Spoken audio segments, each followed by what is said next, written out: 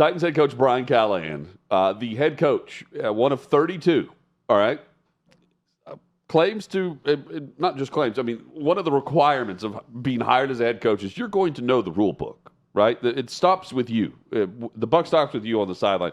In a game where we saw it last night. It's like a pastor or a priest knowing the Bible. Yes. Right? Like you go to school for that and you know it inside and out. When you're hired as an NFL head coach, right, the understanding is you know the rules of the game. And I would say, there are certain stories in the Bible that are surface level that, you kind of know the... Are you saying Brian Callahan is Job? Is that what we're going to get to here? There's Job. There's okay. Daniel. Because Titans fans feel like Job right now. There's the fiery furnace, right? Yes, You've got that. There are certain Moses.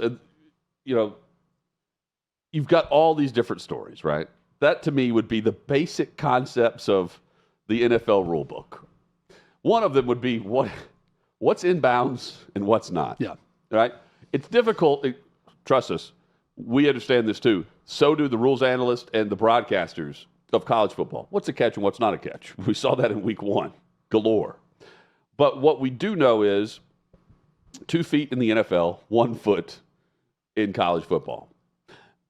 Now, beyond that, for the NFL, what's a catch and what's not? If you don't have 2 feet down, what could constitute a catch? Well, it's one of anything. And Brian Callahan had the opportunity to challenge a play. Alec Eilmanor, one of the rookie receivers for the Titans, catches a pass, 1 foot's inbounds, but his elbow's down.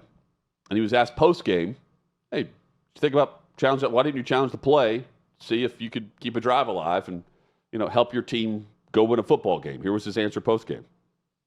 They moved it out of bounds on the sideline, and it looked like his elbow hit inbounds first. Yeah, you got to get a foot inbounds too. Which we didn't have a clean look at whether his foot was down as well. An elbow doesn't equal 2 feet, so his foot would have had to come down as well. We didn't have a clean look, so the call from upstairs was that it wasn't worth challenging. Okay, that's postgame. Now let me give you my initial reaction listening to his postgame presser live. Oh, I just kind of I heard it. I'm thinking, oh, that must be a new rule that I didn't, because they change rules all the time. Because he was so confident. They change rules all the time. 1 elbow doesn't equal 2 feet. Okay, I guess that's true. The head coach is saying so. Well, then everyone that's at the presser gets back up to their laptops. They look up the rule, and sure enough, 1 elbow, that is a catch.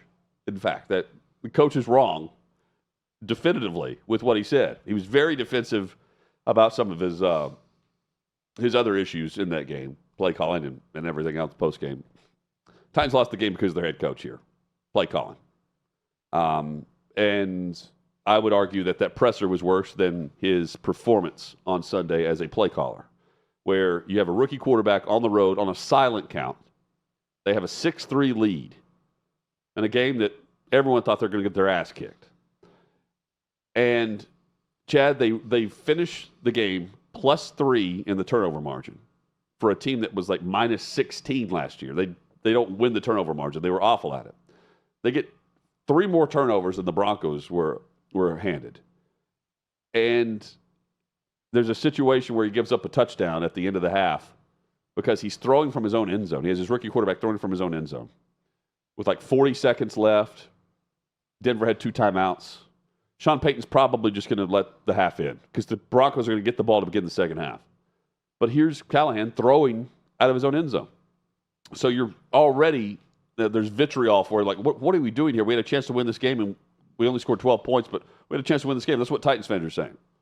And then post-game, he's claiming that he knows a certain rule as definitive as... And he doesn't. One of the stories of the Bible, like a pastor would know, right? Yep. And then... Sermonizing. Yep. And then come to find out, well, in fact, that's not true. He's blatantly wrong. And so on Monday, he starts his press conference by stating this. And again, I know you guys are all here for the conversation about the play with Alec and challenging the play and what I said after the game. And look, ultimately, my interpretation of the rule was wrong. I'll own it. We should have challenged the play, and that's pretty much all I can say about it. Is I'll own the mistake. We should have challenged it, and that's where it stands. So interpretation. he says that. Yeah, he went on to say more. Yeah, and then he goes on after that. This is where he really, that was fine. I mean, it sucks that the head coach didn't know the rule and didn't challenge it and cost his team a big play by not challenging something that would have been overturned and been a catch. So you can't go back in time and change that mistake. But I thought it was admirable how he owned it at the end of it and said, hey, I screwed it up. I misinterpreted the rule, and we should have challenged it, and that's on me, and I take responsibility for it. Totally fine with that. But then Hutton, 3 minutes later, in a different question about it, he twists himself into a pretzel by saying, I know the rules, guys. I misspoke in the press conference. And then I'm thinking, well, which one is it? I wish we had because if you knew the rule, he contradicts himself. Yeah, if you didn't know the rule. If you knew the rule, then why didn't you challenge it? He didn't know the rule in the moment. If you just misspoke in the press conference post game, and the questions were then good. Why wouldn't you challenge it? The question was directly asked to him: are you surprised that you didn't know? Well, and also the question by our old colleague PK asked about, there's a guy that's in your ear that his job is to do that too.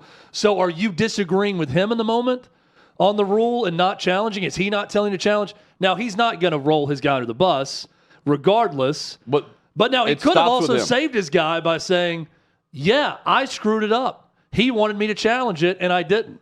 That would have made him look even worse in the moment, but that would have been honest, and it would have saved his guy. Because now, Hutton, I'm looking at that, I'm thinking, this is an organizational failure. Yes, it is. It's a coaching staff organizational failure. You've got how many people employed? And one of their job is to, first off, obviously know the rules like the head coach is supposed to know it, but to be in your ear to tell you when to challenge something. Yep.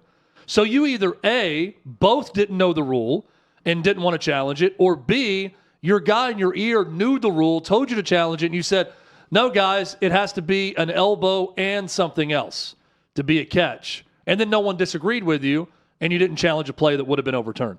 Regardless, total failure by the Tennessee Titans and Brian Callahan. Total failure. Yep.